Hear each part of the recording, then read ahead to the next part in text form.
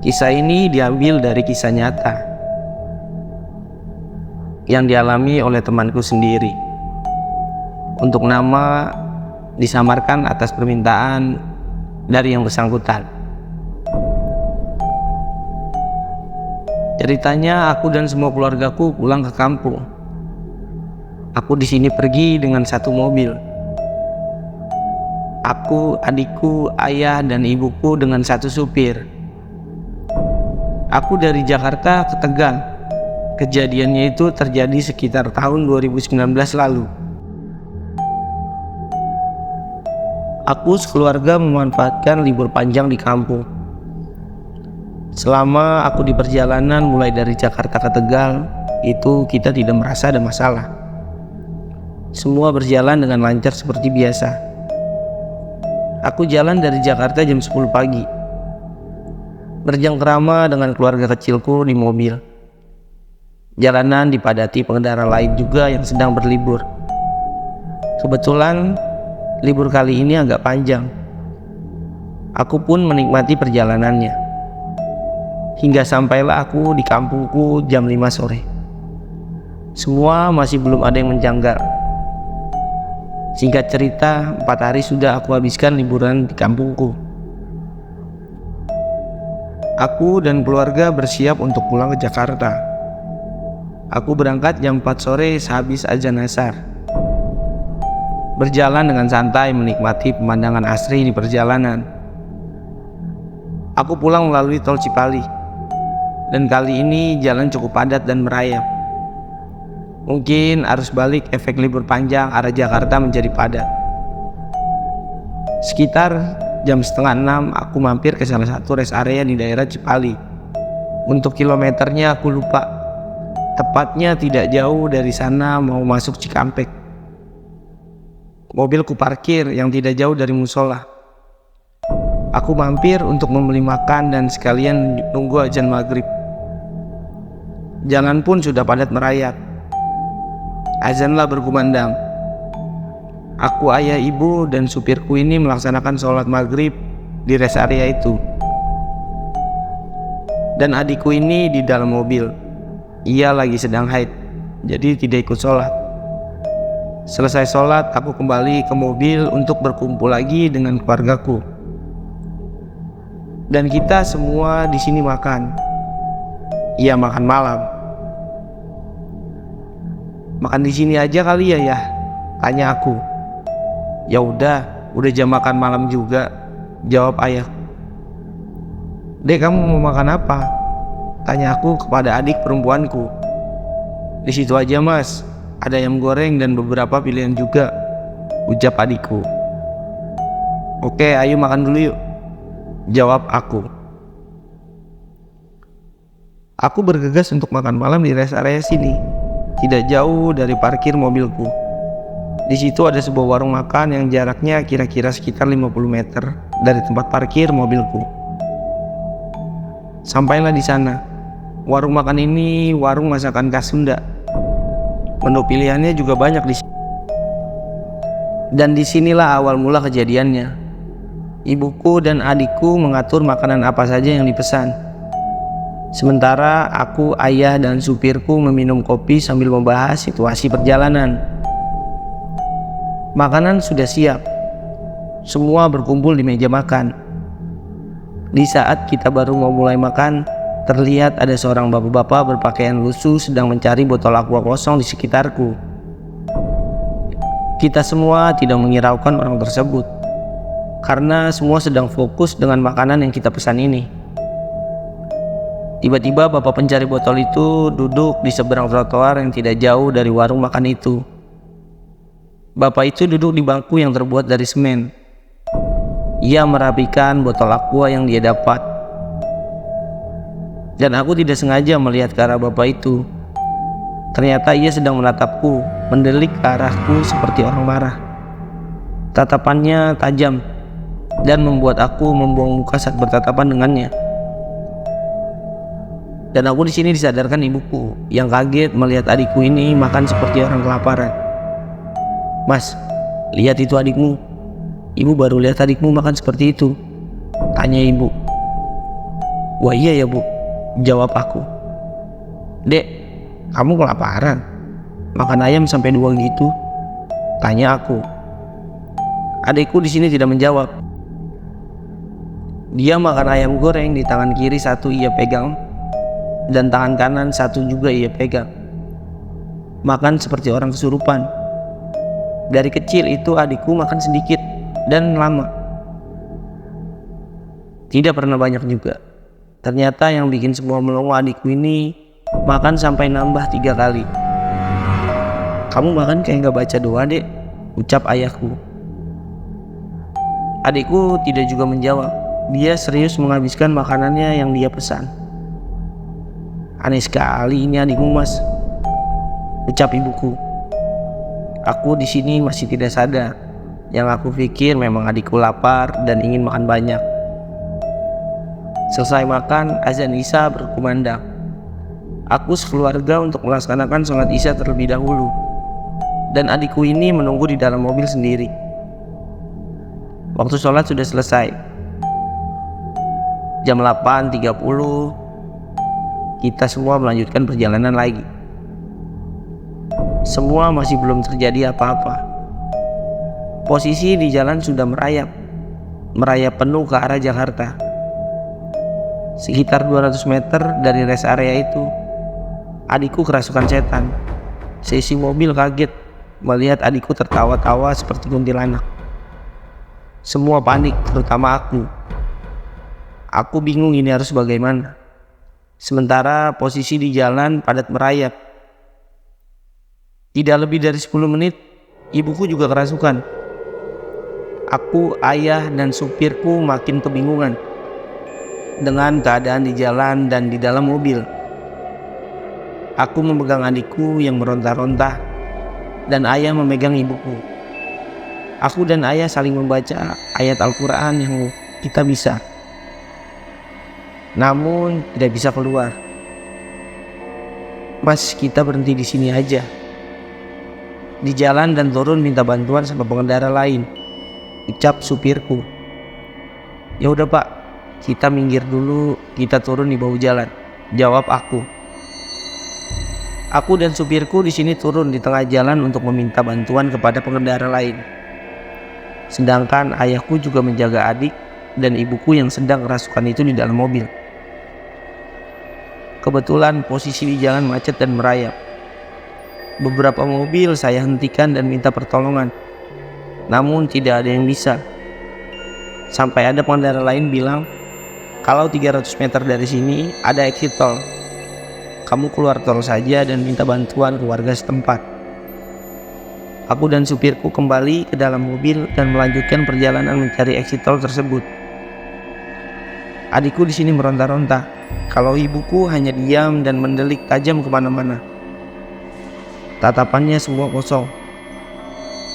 Mas, kamu dalam hati baca-baca doa yang kamu bisa, agar kamu tidak seperti ini juga, ucap ayahku. Sesekali aku hampir dirasuki juga, namun tidak bisa. Aku melawan dalam hati dan pikiranku. Yang aku rasakan, pikiranku kosong seketika, dan aku melihat mobil di depan seperti berada di tanah kosong yang luas, bukan di jalan tol. Setelah 20 menit terlihat ada exit tol Cikampek di depan. Tanpa pikir lama, supirku keluar dari tol. Di sana kita ketemu seperti full travel bis. Kita menepi dan minta bantuan di sana. Dan alhamdulillah ada seorang ibu-ibu yang bisa dengan hal gaib. Aku dan ayahku disuruh untuk ambil air wudhu sama ibu ini. Mas, kamu dan bapak cepat ambil wudhu sana. Kamu satu keluarga sedang diganggu. Namun makhluk-makhluk itu tidak bisa masuk ke kamu dan ayahmu, ucap si ibu. Aku dan ayah cepat ambil wudhu. Dan setelah ambil wudhu, ayahku duduk di depan musola seperti kelelahan, dengan posisi tatapan kosong. Sementara ini hanya supirku yang tidak diganggu. Aku kembali ke mobil dan membantu proses penyembuhan ibu dan adikku. Di tengah proses itu, ibuku tiba-tiba bicara. Mas, tolong ibu, ayahmu sudah jahat dengan ibu, ucap ibu yang sedang dalam keadaan kerasukan itu. Aku menatap ayah dengan penuh amarah. Aku marah dalam hati berkata, ibuku diapain nih sama ayah? Sampai-sampai kayak gini. Dan spontan, ibu yang menyembuhkan ini membentak ibuku dengan bicara. Mas, jangan percaya sama setan ini. Kamu sudah diadu domba dengan. Aku dalam hati mengucap takbir. Seketika ibuku tertawa-tawa. Ibu yang bisa menyembuhkan ini minta teh tawar hangat dan dibacakan doa-doa untuk diminumkan ke adikku dan ibuku. Alhamdulillah ibu dan adikku sudah sadar. Mereka cukup lemas. Mas, kamu sedang diikuti dengan sekerombol makhluk halus. Kamu cepat pulang dan setelah sampai di rumah, kamu langsung ke orang yang bisa menyembuhkan hal gaib, ucap si ibu. Aku berterima kasih dan lanjut menjalankan perjalanan pulang lagi. Aku di sini lewat jalur biasa karena tadi aku sudah keluar tol. Kondisi adik dan ibuku lemas sambil meminum dan menghabiskan teh hangat yang tadi diberikan si ibu. Kondisi di jalan bawah pun juga macet. Ibuku ini ingin buang air kecil. Akhirnya di pinggir jalan raya ada toilet yang disediakan warung-warung pinggir jalan. Keadaannya seperti bilik bedeng yang posisi toiletnya ada di bawah warung. Aku melipir untuk mengantarkan ibuku. Anak tangga ku lalui satu persatu untuk sampai ke toilet itu. Aku berjaga dan menunggu di depan toilet itu. Sudah 10 menit, belum juga selesai. Aku gedor-gedor pintu kamar mandi sambil memanggil ibu, namun tidak ada jawaban. Akhirnya aku panggil si pemilik warung dan meminta izin kalau aku akan mendobrak pintunya. Ternyata ibuku sedang duduk di toilet dengan tatapan kosong itu lagi. Aku di sini yakin kalau ibu sudah kerasukan jin itu lagi. Pemilik warung kaget dan lari ke atas untuk meminta pertolongan kepada keluargaku. Tibalah supirku ini. Aku berdua menggotong ibu namun tidak bisa. Ibuku ini terasa berat. Aku berdua supirku tidak bisa mengangkat ibuku. Di sini posisi naik ke atas dan ada beberapa tangga. Aku sekuat tenaga menggendong ibuku. Dan aku menaikkan ibuku dengan cara didorong dan diseret.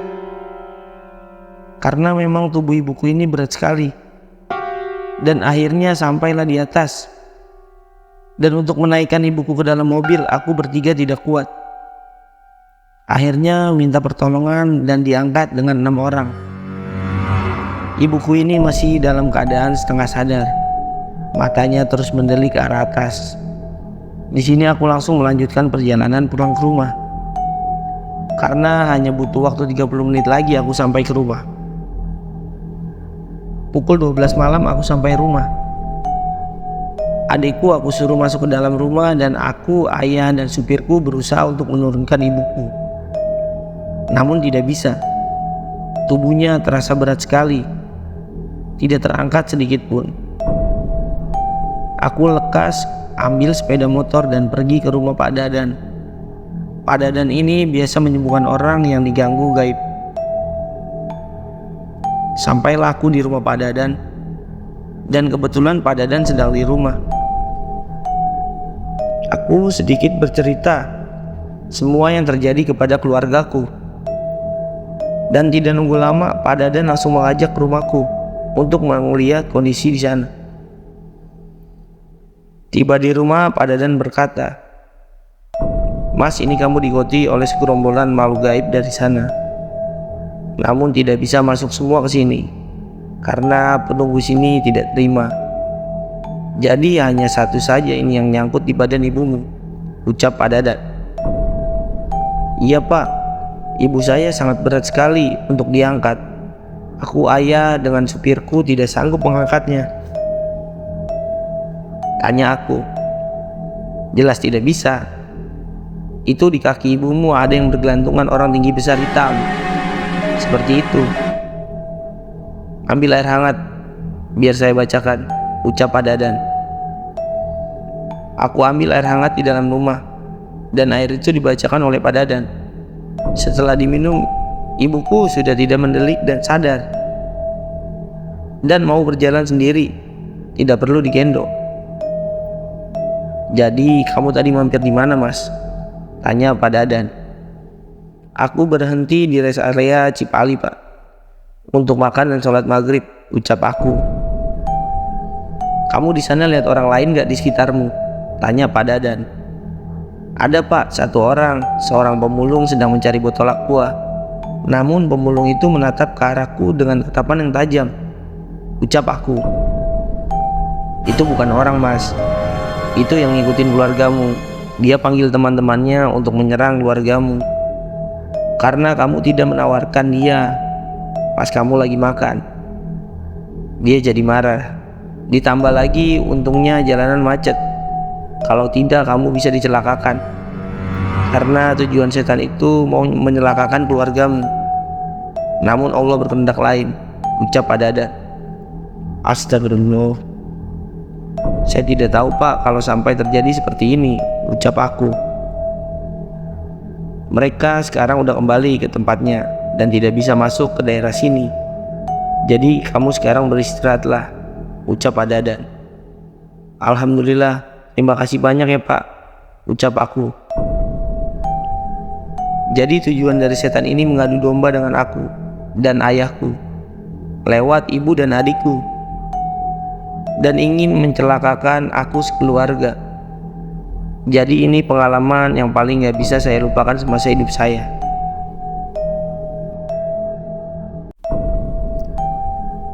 Oke teman-teman, sekian saya sampaikan dari kisah ini. Semoga yang saya sampaikan dari kisah ini dapat pembelajaran untuk kita semua. Dan untuk teman-teman yang baru bergabung, jangan lupa like, share, dan subscribe channel ini agar channel ini bisa terus berkembang. Nantikan kisah-kisah berikutnya tetap di channel Radio Viral.